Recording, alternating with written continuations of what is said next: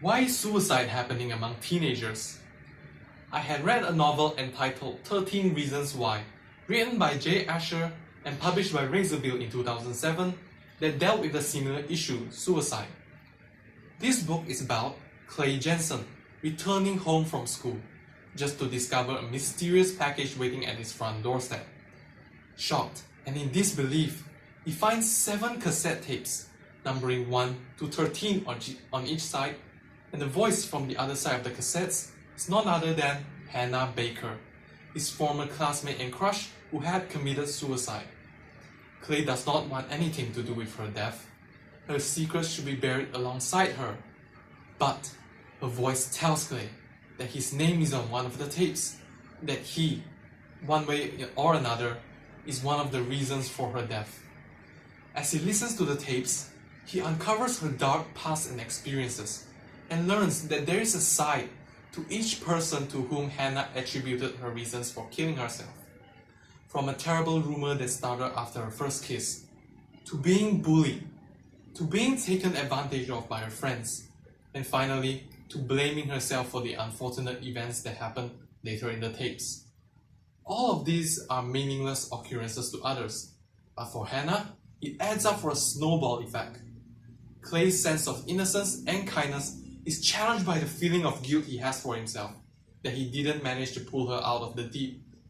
After listening to all 13 sides of her story, Clay mails the tapes to the next listener and continues life with a new perspective. One of the reasons this story is so compelling is the theme, which is suicide. It has been a very intense and disputable topic that deserves attention nowadays.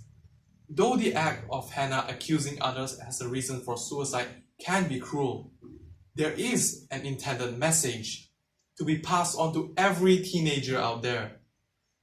Be careful of how you treat people. You never know how it will affect them. Besides, the story itself is so relatable to teenagers' lives that even some adults identify with the sometimes oppressive culture of high school. The author presents readers with the dark side of teen life, and Hannah Baker just appears to be one of the many victims out there. It really gives us an insight of how messed up and twisted the minds of suicidal people are. Of all the characters, I particularly like Clay Jensen, the protagonist himself. He happens to resemble an innocent boy who is passionate on helping a suicide-minded girl. For instance, Clay kept blaming himself and was angry that he didn't stay by her side when she needed it. As we read through the novel, we can really sense the guilt he has for himself, even though Hannah doesn't really blame him for her death. Moving on, my favorite part of the story is when it came down to the 9th reason of Hannah's suicide, which is the tape about Clay. It was during a party night in which Clay and Hannah got close together for the first time. They danced, and Hannah was willing to open herself up to Clay. As they kissed, it was then Hannah who remembered her dark experience from her first kiss. She pushed Clay away and told him to leave. However, it turned out to be a decision they both regretted. Hiding in the closet, she cried because she realized her last hope had slipped through her fingers. Tears came out of Clay's eyes as he was heartbroken to find this out. But it was all too late. The moment felt as though it belonged to Clay and Hannah. It felt romantic, but I too felt sorrowful and heartbroken as I listened to how their night ended. Before ending it, I advocate all of you to get this book off the bookshelf and flip it open. 13 Reasons Why is definitely suited for a wide audience.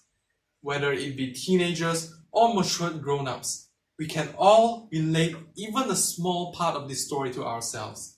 And that's why this book earns its spot at my heart with a 9 out of 10. Thank you.